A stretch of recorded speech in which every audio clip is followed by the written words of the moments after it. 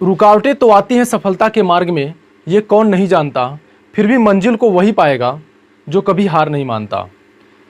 तो स्वागत है बच्चों आप सभी का आपके अपने यूट्यूब चैनल आरडी क्लासेस में। आशा करता हूं कि आप सभी लोग स्वस्थ होंगे, मस्त होंगे और हमारे साथ मैथ की क्लास को बहुत ही इंजॉय के साथ पढ़ रहे होंगे। आज की इस वीडियो में हम लोग पढ़ने वाले हैं कि किसी भी रूट वाली संख्या को, किसी भी कड़ी वाली संख्या को हम लोग कैसे प्रूफ करेंगे कि वो एक अपरिमेय संख्या होती है। ये क्वेश्चन आपके बोर्ड के एग्जाम के लिए बहुत ही महत्वपूर्ण क्वेश्चन है। हर साल लगभग 3 से 4 नंबर का पूछा जाता है। तो आप सभी से रिक्वेस्ट है कि आप लोग वीडियो को बिना स्किप किए पूरा देखिएगा और यदि वीडियो पसंद आए तो वीडियो को शेयर करिएगा, लाइक करिएगा, क्योंकि वीडियो को बनाने में बहुत ही मेहनत लगती है। और साथ ही में आप हमें कमेंट में अपना फीडबैक जरूर दीजिएगा। तो चलिए हम लोग बढ़ते हैं अपने क्वेश्चन की तरफ। बच्चों हमारा क्वेश्चन दिया गया है कि सिद्ध कीजिए कि कड़ी में 2 एक अपरिमेय संख्या है। ये आपका क्वेश्चन यहाँ पे दिया गया है, जहाँ पे हमें प्रूफ करना है कि कड़ी में 2 एक अपरिमेय संख्या है। तो बच्चों इस तरह के क्वेश्चन को हल करने का कोई नियम नहीं होता है, इसे हम लोग एक विरोधाभास की सहायता से सॉल्व करते हैं। जैसे कि ये कड़ी में 2 को एक अपरिमेय संख्या प्रूफ करना है तो पहले हम इसको उल्टा मानेंगे कि कड़ी में 2 एक परिमेय संख्या है। जैसे आप एग्जाम्पल के तौर पे लीजिए कि हमारे पास ये मार्कर है, मार्कर एक निर्जीव है, ठीक है, ये निर्जीव है। अगर हमको ये प्रूफ करना है कि ये निर्जीव है तो हम क्या करें कि पहले हम इसे उल्टा मान लें कि मान के चलते कि ये मार्कर हमारा सजीव है।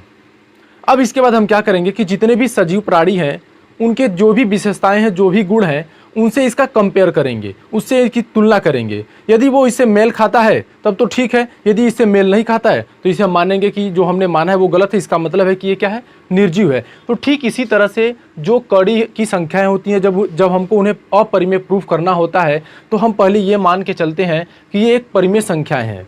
उसके बाद जो परिमेय संख्याएँ के जितने गुण होते हैं, जितनी विशेषताएँ होते हैं, उनसे हम इनकी तुलना करते हैं।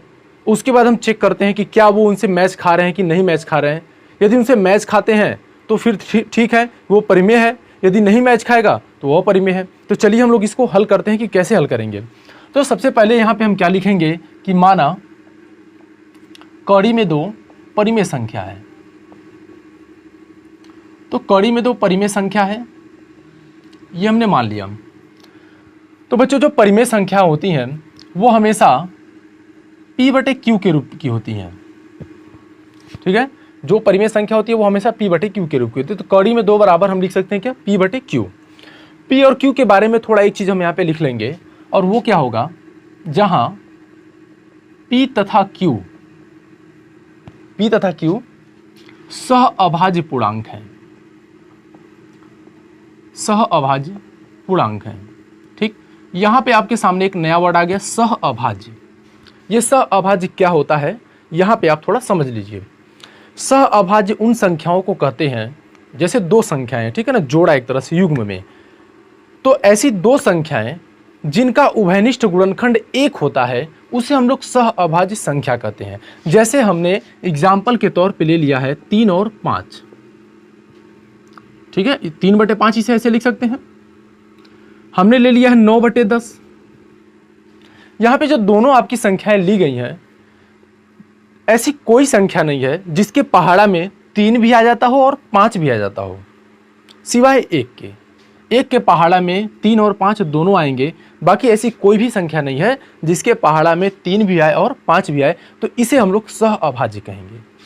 ठीक ऐसे यहाँ पे 9/10 हमने लिया है, तो ऐसी कोई भी संख्या नहीं है जिसके पहाड़ा में 9 भी आता हो और 10 भी आता हो, सिवाय 1 के। तो इसका यह मतलब होगा कि इनका उभयनिष्ठ गुणनखंड 1 है। तो ऐसी संख्याओं को हम लोग सह अभाज्य संख्या कहते हैं, ठीक है। सह अभाज्य संख्या, सह अभाज्य पूर्णांक, कुछ भी कह सकते हैं। अच्छा, इससे थोड़ा हट के अगर हम एक एग्जांपल आपको देते हैं, अगर हम यहाँ पे लिखते हैं 25 और बटे में लिख देते हैं 10। देखिए 25 बटे में हमने 10 लिख दिया, तो 1 से तो ये कटेंगे ही दोनों। 1 के पहाड़ा में तो 25 भी आएगा, 10 भी आएगा, क्योंकि सब आते हैं। 1 के पहाड़े में सारे लोग आते हैं। इसके अलावा भी ये 5 के पहाड़ा में भी आते हैं। 5 के पहाड़ा में 25, 5 बचे 25 आता है और 5 दूनी 10 होता है। तो इनका एक उभयनिष्ठ गुणनखंड और है जिसका नाम है 5, ठीक है। 1 के अलावा इनका एक गुणनखंड है, उभयनिष्ठ गुणनखंड है, जिसका नाम क्या है, 5 है, ठीक है। तो इन्हें हम लोग सहभाज्य संख्या कहते हैं, यानी कि ये सह अभाज्य संख्या नहीं है। तो आशा करते हैं कि ये चीज़ आप समझ गए होंगे। तो यदि आपने इसको समझ लिया है तो आप हमें कमेंट करके एक बार जरूर बताएं। तो ये जो होता है सह अभाज्य का मतलब हो गया कि जिनका उभयनिष्ठ गुणनखंड 1 होता है, ठीक है। तो अब हम लोग आगे बढ़ते हैं। अब यहाँ पे हम क्या लिखेंगे कि ये सह अभाज्य पूर्णांक है तथा Q तथा q is not equal to 0। q जो है 0 के बराबर नहीं हो सकता। ये हर परिमेय संख्याओं का हर कभी भी 0 के बराबर नहीं हो सकता, यानी कि 0 नहीं हो सकता है। अगर 0 हो जाएगा किसी भी परिमेय संख्या का, यदि हर 0 हो जाएगा, जैसे हमने 2/0 लिख दिया, तो इसका जो आंसर होता है वो अपरिभाषित होता है, इनफाइनाइट होता है, अनडिफाइंड होता है।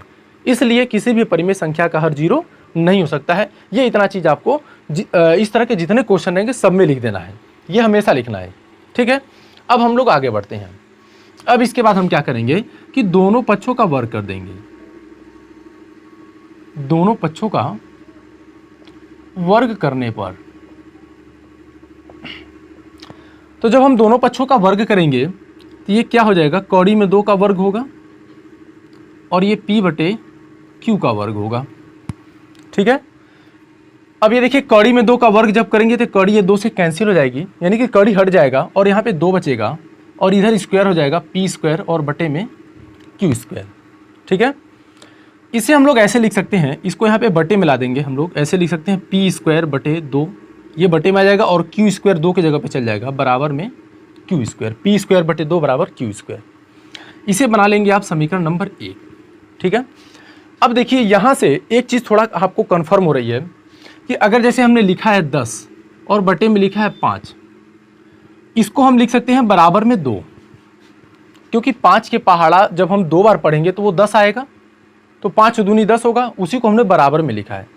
ठीक आपको उसी तरह की कंडीशन यहाँ पे मिल रही है कि p² के बटे 2 और उसके बराबर आ गया q²। इसका मतलब क्या हो गया, ये हम मान के चलते हैं कि 2 का जो पहाड़ा है हमने q² बार पढ़ा है तो p² आया है, यानी कि 2 जो है p² को विभाजित किया है तब ये q² आया। जैसे कि यहाँ पे 5 10 को विभाजित किया है तो 2 आया है, वैसे ही यहाँ पे 2 जो है p² को विभाजित किया है तो q² आया है, ठीक है। तो ये चीज़ यहाँ पे लिख देते हैं हम लोग, यहाँ से 2 यहाँ लिखेंगे, अतः 2 p² को विभाजित करता है,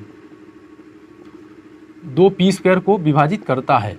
अच्छा, 2 p² को विभाजित करता है तो 2p को भी विभाजित करेगा, 2p को भी विभाजित करेगा।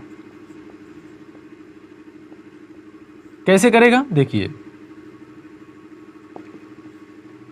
जैसे अगर हमने यहां पे लिया है 100, हमने क्या लिया है 100 को हम 5 से डिवाइड करते हैं, 100 को हम 5 से डिवाइड करते हैं, कितना आएगा 20 आएगा यहाँ पे। अब आप यह देखिए कि 100 जो है ना किसका स्क्वायर होता है, मतलब किसका स्क्वायर करने पे 100 होगा।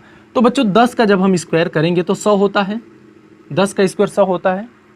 तो अगर हम इस 10 को भी 5 से डिवाइड करें, ये जो 10 है 10 को भी 5 से डिवाइड करें तो देखिए होता है कि नहीं, 5 दूनी 10 हो गया, यानी कि हमने 100 को जब 5 से डिवाइड किया है तो वो भी डिवाइड हो गया है, और 100 जिसका स्क्वायर है यानी कि 10 भी 5 से डिवाइड हो रहा है। तो वही चीज़ यहाँ पे है कि यदि 2p² को विभाजित कर रहा है तो 2p को भी विभाजित करेगा, यानी कि यहाँ पे अगर कोई संख्या किसी संख्या के स्क्वायर को विभाजित करती है तो वही संख्या उस संख्या को भी विभाजित करेगी, यानी कि अगर 5 जो है 10 को विभाजित करता है तो 5 10 के स्क्वायर यानी कि 100 को भी विभाजित करेगा। तो यहाँ पे उसी का उल्टा है कि 2 अगर p² को विभाजित कर रहा है तो 2p को भी विभाजित करेगा, यानी कि 2 अगर p को विभाजित करता है तो 2p² को भी विभाजित करेगा, या ऐसे हम कह लें कि 2 यदि p² को विभाजित करता है तो 2p को भी विभाजित करेगा।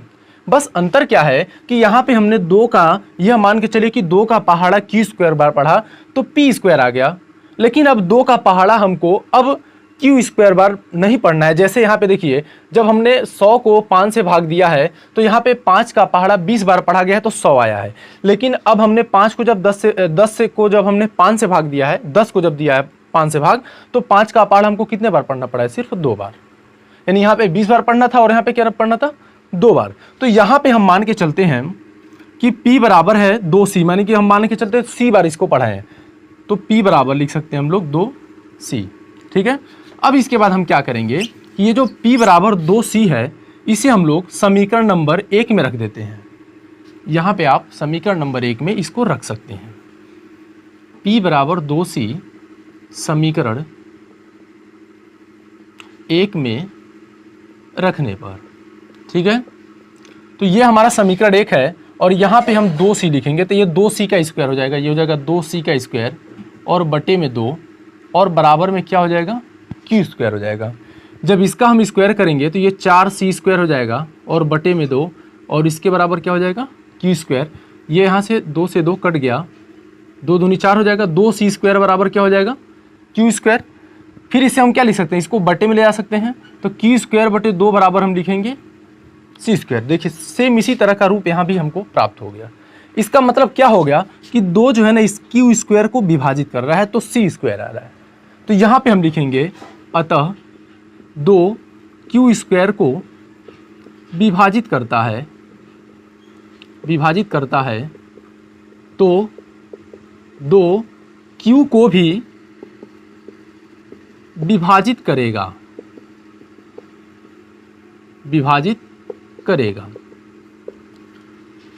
इस प्रकार हम कह सकते हैं कि 2 P तथा Q का उभयनिष्ठ गुणनखंड है,